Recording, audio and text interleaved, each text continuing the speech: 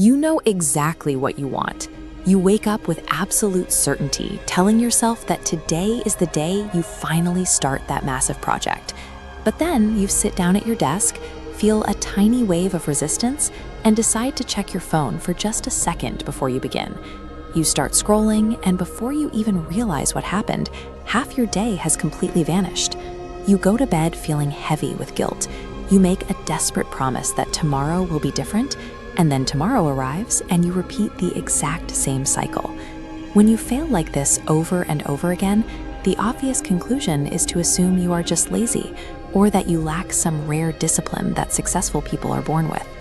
If we map the brain during these moments of hesitation, we find a specific survival mechanism that triggers the second you try to do something important.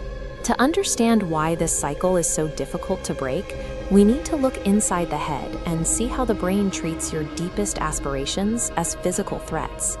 Let's start with a basic truth about human biology. Your brain's primary job is not to help you achieve your modern abstract dreams. Its sole priority is to keep you safe and conserve your energy. When you tackle a difficult project, your brain's amygdala kicks in. As your internal alarm system, it interprets the hard task as physical danger.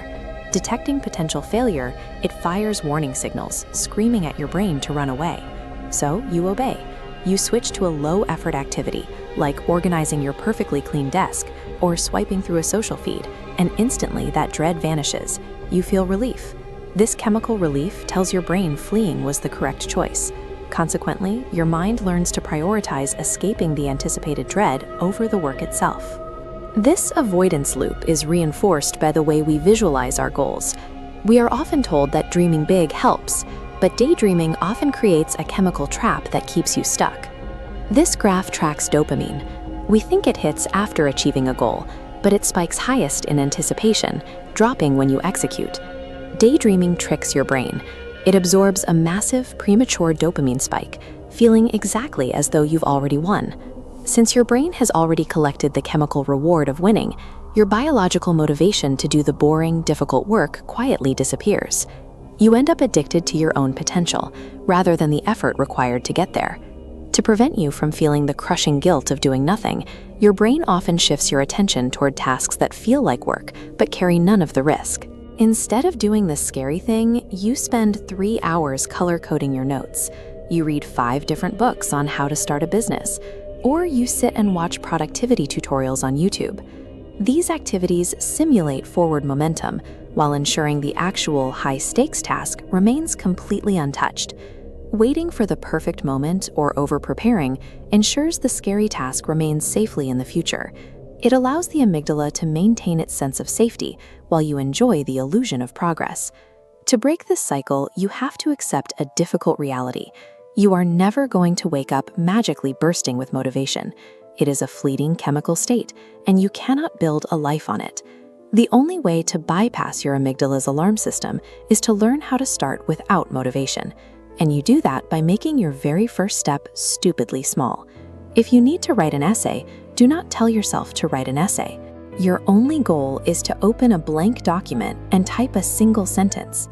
By lowering the perceived threat, your brain feels safe enough to begin, and once you breach that initial resistance, you will inevitably find that the actual work is vastly easier than the extreme dread you felt beforehand. Once you start, you have to keep going, which means relying on external system design instead of your internal mood. You must physically design your workspace so that doing the hard work is the path of least resistance. That means putting your phone in another room entirely and closing every extra browser tab before you sit down. Every time you choose to act despite your mood, you cast a vote for a new identity. Over time, these repeated actions shift your self-perception from someone who dreams to someone who executes. No one is going to come save you. Consuming more self-help content isn't going to fix this biological loop for you. You already know what you need to do. So I want you to do something uncomfortable right now. The moment this video ends, close this app and go complete one single, impossibly small action that moves you forward. Go be that person, starting right now.